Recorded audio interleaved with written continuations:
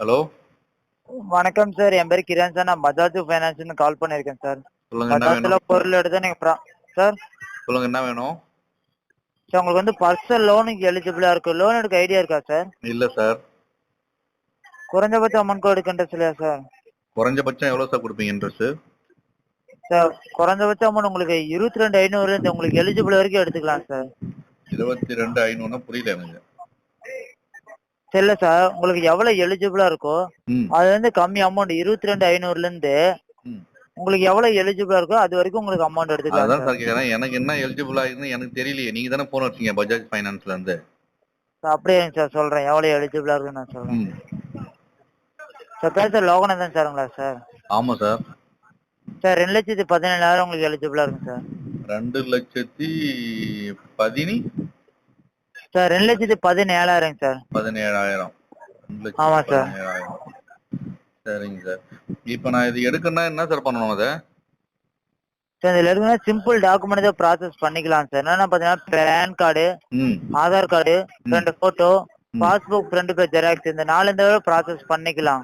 சரிங்க sir. Process பண்ணலாம். இது எவ்வளவு இன்ட்ரெஸ்ட் அதெல்லாம் என்ன கட்ட முடியுமா இல்ல அதான் என்ன? சார் சொல்றேன். ம். அதான் சார் சொல்றேன். லோன் டீடைல் நீங்க எவ்வளவு 2,14,000 எடுத்தா மந்த்லி எவ்வளவு இஎம்ஐ பே பண்ற மாதிரி இருக்கும் பாத்தீங்கன்னா சார் நீங்க 51 மாசம் பாத்தீங்கன்னா சார் நீங்க 8,900 நீங்க பே பண்ற மாதிரி இருக்கும். 51 மந்த். ஆமா சார். நீங்க வந்து பாத்தீங்கன்னா சார் நீங்க கட்ட தேவையில்ல. 51 மாசம் கட்ட தேவையில்ல. இடையில ம். வட்டி இல்லாம பே பண்ற மாதிரி உங்களுக்கு 2 ஆப்ஷன் உங்களுக்கு கொடுத்துருக்காங்க. வட்டி அதை இல்லாம பத்தி நான் பே பண்ற சொல்லட்டுமா சார்? மாதிரியா? சொல்லுங்க. ஆமா சார். அது பேரு என்ன பாத்தீங்கன்னா sir part payment pre closure. இப்ப சரி. பார்ட் பேமெண்ட் பாத்தீங்கன்னா நீங்க 1 மாசம் இஎம்ஐ நீங்க கட்டுறப்ப அதுக்கு நீங்க எலிஜிபிள் ஆயிருங்க. ம். ஓகேவா சார்? ம். அதுல இருந்து 2 மாசம் இஎம்ஐ கூட்டினா 17,800 வருதா சார்? 8,900 சார். 8,900. ஆமா சார். சரி. இப்ப 2 மாசம் கூட்டினா எவ்வளவு வருது சொல்றீங்க? 17,800. ஆமா சார். 17,800 வருதா சார்? ம். 17,800ல இருந்து நீங்க வாங்கியிருக்க அமௌண்ட் 2,17,000ல ம். 70% போட்டா 1,80,000 வருது.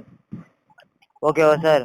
ம். 17 17 17,800ல இருந்து 2,80,000க்குள்ள உங்க கையில இருக்க அமௌண்ட் எடுத்து வந்து கட்டினா கூட வட்டி இல்லாம நீங்க வாங்கியிருக்க அமௌண்ட் அப்படியே உங்களுக்கு அசலாதான் உங்களுக்கு குறையும். வட்டி சார் வராது. இப்ப என்ன சார் காமெடி அடிக்கிறீங்க? காசு இல்ல சொல்லிட்டு தான் உங்ககிட்ட வாங்கணும். இல்ல சார்.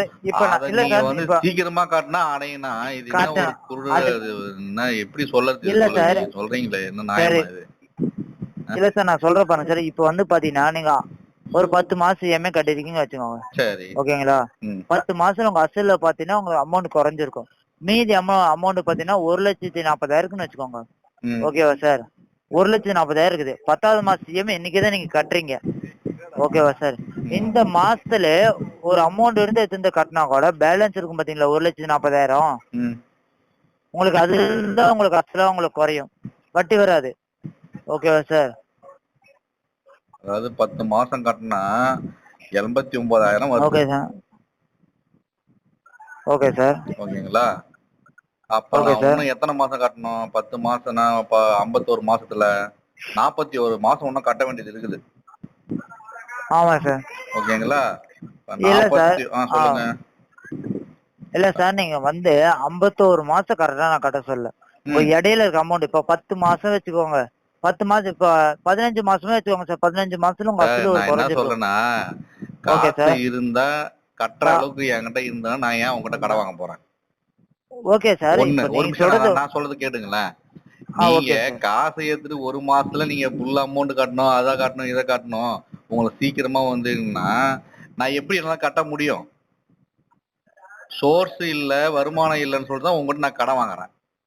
Okay sir. ஓகேங்களா? நீங்க வந்து 51 மாசம் போட்டுக்கிறீங்க. Okay sir. 51 மாசம் என்ன வருது? எவ்வளவு சார் வருது?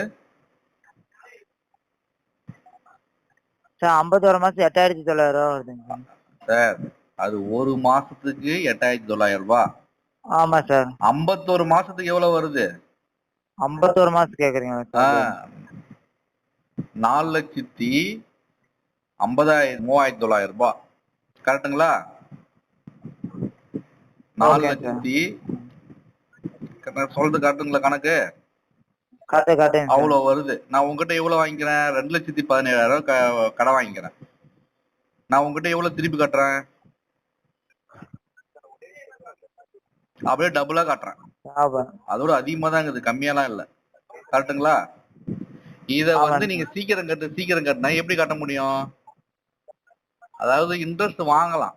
அதாவது கொஞ்சம் கம்மியா வாங்கலாம். இல்ல வந்து ஒரு 2 லட்சம் ரூபாய்க்கு வந்து ஒரு 70,000 50,000 எக்ஸ்ட்ரா இஎம்ஐ வரும் சார், இது வட்டி வரும் சார், விகிதம்னு சொல்லிட்டு வாங்கலாம். இந்த மாதிரி கொள்ள அடிச்சீங்கன்னா நாங்க எப்படி வந்து கட்ட முடியும்? இதுல வர நீங்க வாங்கிக்கிங்க சார், உங்களுக்கு வந்து ஆஃபர் வந்துருக்குது, நான் உங்களை அப்ளை பண்ணனா, இல்ல நான் வேற ஏதாவது உங்க கம்பெனி வந்து எனக்கு வந்து லோன் கொடுங்க கேட்டேன்னா, நீங்களே கொடுத்துட்டு நீங்களே இந்த மாதிரி பண்ணா இது என்ன விஷயம் சொல்லுங்க? நீங்க என்ன ஒரு சார், சென்னையில இருந்து பேசுறீங்களா, பாண்டிச்சேரியில இருந்து பேசுறீங்களா? சென்னையில இருந்து பேசுறேன். நீங்க பாண்டிச்சேரியில வந்து பஜாஜ் ஃபைனான்ஸ்ல ஏற்கனவே பிரச்சனை நடந்துக்குது, அடிச்சு உடச்சாங்க தெரியுமா உங்களுக்கு? தெரியாதுங்க சார். தெரியாது. நான் பாண்டிச்சேரி தான் சார். இங்க இந்த மாதிரி ஃபோர்ஜரி எல்லாம் பண்ணி இந்த மாதிரி வந்து வட்டி விகிதத்தை ஏத்துனா எப்படி ஒரு மனுஷன் வந்து உயிர் வாழ முடியும்? அவன் வாழ்க்கையே சம்பாதிக்கிறதுக்காக ஓடினுக்கிறான். புள்ளக்கோட்டையில படிக்க வைக்கணும், இவ்வளவு பிரச்சனை இருக்குது. வேலைக்கு உங்களுக்கு எவ்வளவு சார் சம்பளம்?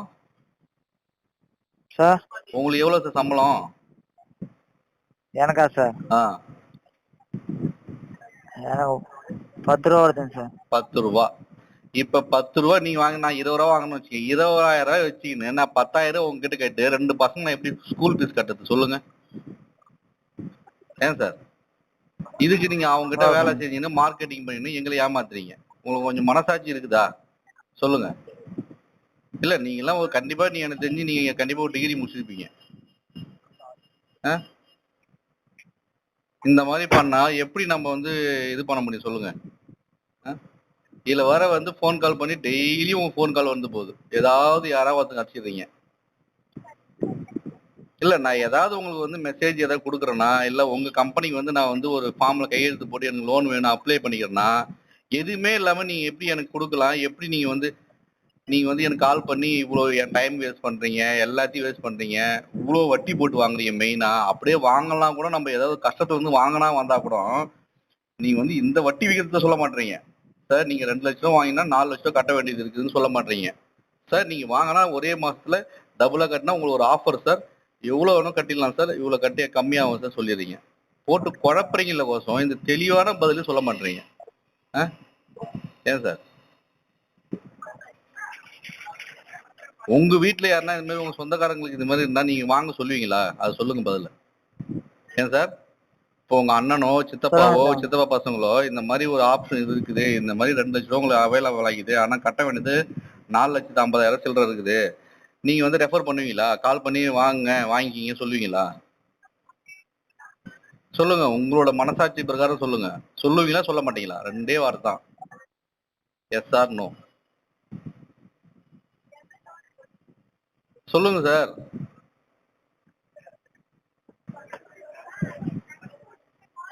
ஹலோ. கேக்குதுங்க சார். சொல்லுங்க, நீங்க சொல்லுங்க. நீங்க சொல்லுவீங்களா சொல்ல மாட்டீங்களா? நானா சார்? வேணாம் தானே சொல்லுவீங்க. அப்ப வந்து எங்களை வந்து இந்த அளவுக்கு கம்பல் பண்றீங்களே, நம்மளும் கஷ்டப்பட்டு நீங்களும் கஷ்டப்படுறீங்க, நாங்களும் கஷ்டப்பட்டு சம்பாதிக்கிறோம். எவ்வளவு கஷ்டம் ஒரு குடும்பத்தை ரன் பண்ணதுக்கு, இந்த வாழ்க்கையை ரன் பண்ணி ஓடுறது எவ்வளவு கஷ்டமா இருக்குது உங்களுக்கும் தெரியுதுல்ல. ஏன் நான் உன்னோட உழைப்பை எல்லாத்தையும் சுரண்டி அவங்ககிட்ட போய் கொடுத்துட்டு அவன் எங்கேயோ உட்காந்துக்கிறான், பஜாஜ் ஃபைனான்ஸ்காரன். அவன் கோடிகள்லாம் சம்பாதிச்சுக்கிறான். இங்க நம்மளை போட்டு நாய் படுத்துறான். நாம ஓடினுக்கிறோம், அவன் கையை காட்டுற இடத்துக்குலாம் ஓடினுக்கிறோம், எல்லாரும் கால் பண்ணி கேட்டுனுக்கிறோம். கொஞ்சம் யோசிங்க சார். இந்த மாதிரி ஒரு விஷயத்த வந்து டபுள் மடங்கா கட்ட வேண்டிய வட்டியை எப்படி கட்ட முடியும் சொல்லுவோம்? சாதாரண ஒரு மனுஷன், நீங்க சொல்றீங்க 10,000 சம்பளம் வாங்கன்னு சொல்லிட்டு, அந்த மாதிரி ஒரு ஆள் வந்து வாங்கிட்டானா எப்படி அவன் கட்ட முடியும்? அவன் வாழ்வாதாரம் என்ன ஆகுது? அதனாலதான் பல பேர் தூக்கு மருந்து சாவறான் இன்னைக்கு. கொஞ்சம் நிம்மதியா விடுங்க. வட்டி கூட நீங்க கொடுக்க தேவை, கொஞ்சம் கம்மியா கொடுத்தாலும் பரவாயில்ல, நிம்மதியா விட்டுடுங்க. இந்த மாதிரி ஆஃபர் யாரும் கொடுக்காதீங்க. அவங்களே வந்து அப்ளை பண்ணி, ஐயோ என் உயிரே போகுது, எனக்கு கொஞ்சம் அப்ளை பண்ணி எனக்கு அந்த காசை கொடுத்தாதான் என் உயிர் வாழணும்னா அவனுக்கு கொடுங்க. நீங்களே கால் பண்ணி வாழ்க்கையா அவனை வந்து வலை சொல்லுவாங்களே, உள்ள தூக்கி போட்டுக்குன்னு அவன் கட்ட முடியாத இடத்துல அவனை போய் இது வீடை தப்தி பண்ணது, அதை பண்ணது, இதை பண்ணது, ஏதாவது ஒண்ணு பண்ணிக்கின்னு, இது தேவையா சார் உங்களுக்கு? ஆனா நீங்க வந்து சேஃபா இருந்து, நீங்க இல்ல, உங்க முதலாளிங்க தான் சேஃபா இருக்கிறாங்க. தப்பு சார் அது. சரி ஓகே. சரிங்க சார், ஓகே, நன்றி. ஓகே.